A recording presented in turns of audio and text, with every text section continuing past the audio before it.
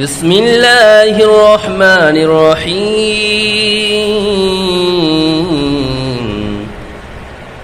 قل ادعوا الله أو ادعوا الرحمن أيما تدعوا فله أسماء الحسنى ولا تجهروا بصلاتك ولا تخافت بها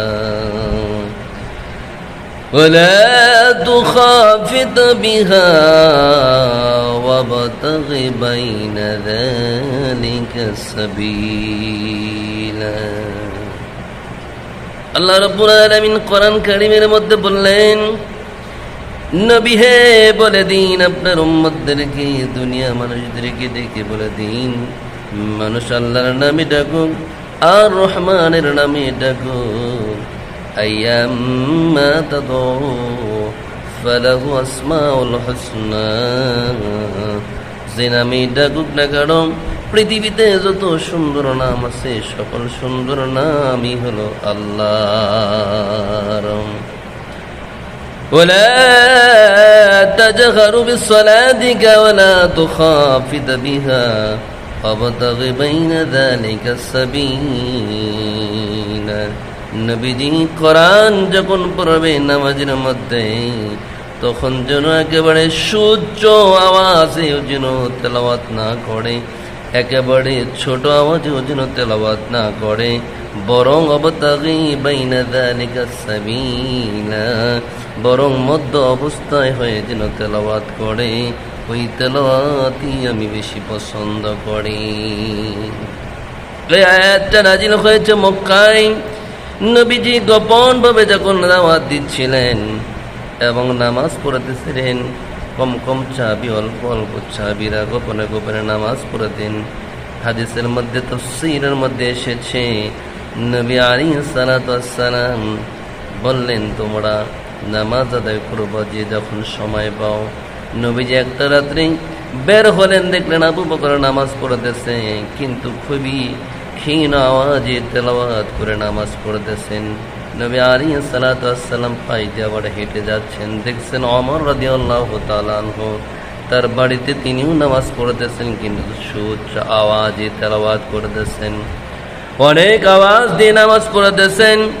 আবু বকর এবং ওমরকে ডাকলেন, ডেকে বললেন, নবীজি ডাক দিয়ে বললেন, রে ওমর, আবু বকর শুনে রাখো, একেবারে ক্ষীণ আওয়াজে নামাজ পড়ো না, যেই নামাজের মধ্যে তেলাওয়াত করলে মুসল্লিরা যেন শুনতে পায় এমন আওয়াজ দিয়ে নামাজ পড়তে হবে। এত ছোট আওয়াজে নামাজ পড়া যাবে না যে পাশের ব্যক্তিরা শুনতে পায় না। আবু বকরকে বললেন, ওমরকে ডেকে বললেন, ওমর রে, তুমি উচ্চ আওয়াজে কেন তেলাওয়াত করো? আবু বকর উত্তর দিলেন, ওমর উত্তর দিলেন, দুইজনে উত্তর দিলেন। নবীকে বললেন, আবু বকর বললেন, ইয়া রাসূলুল্লাহ, ইয়া হাবিবাল্লাহ, আমার পাশে যে নামাজ পড়তেছিল, আমি যে আওয়াজ দিয়ে নামাজ পড়তেছিলাম তিনি শুনতে পাচ্ছিলেন, আমি ওই রকম ছোট আওয়াজ দিয়ে তেলাওয়াত করতেছিলাম।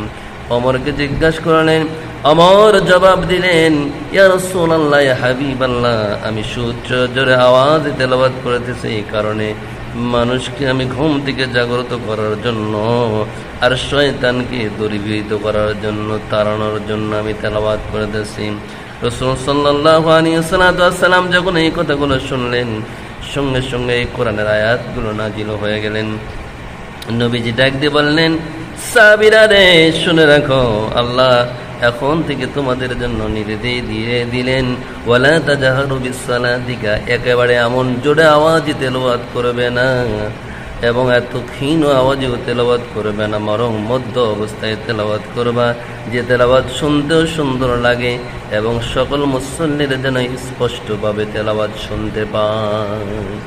এই কোরআনের আয়াতের প্রথম তাফসীর এটা হলো, নবী আলাইহিস সালাতু ওয়াস সালাম যখন গোপনে নামাজ এবং বিভিন্ন দিনের দাওয়াত দেন, একদিন কাফের দুশমনদের সামনে দিয়ে হেঁটে যাচ্ছেন। নবী বললেন, ইয়া রহমান ইয়া রহিম, এই শব্দগুলো পড়তো ইহুদিরা, ইয়া রহমান ইয়া রহিম, এই শব্দগুলো আল্লাহর নামে তিনি তারা ডাকতেন।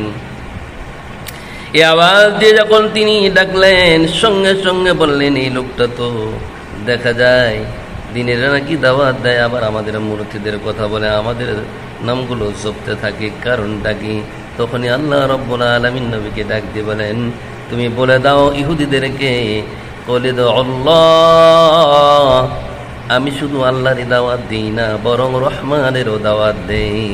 ওই ইহুদিরা বলতেছিলেন যে তিনি দাওয়াত দেয় আল্লাহর দিকে, তোমরা আসো, আল্লাহর কথা বলো, শোনো। আবার রহমানের নাম কেন বলেন? রহমান আবার কে? নবীজি উত্তর দিলেন, রহমানও সেই আল্লাহ, আল্লাহও সেই আল্লাহ, বরং সুন্দর যত নাম আছে, আসমাউল হুসনা, সকল সুন্দর নামের অধিকারী মালিক কেবল আমার মাওলা। অতএব নামাজে যখন আমরা তেলাওয়াত করব, তখন আমরা সুন্দর সুউচ্চ আওয়াজে না, একেবারে নিম্ন সুরে না, মধ্য অবস্থায় আমরা তেলাওয়াত করব, মুসল্লিরা যেন শুনতে পায় এবং তেলাওয়াতে যেন সৌন্দর্য পায়।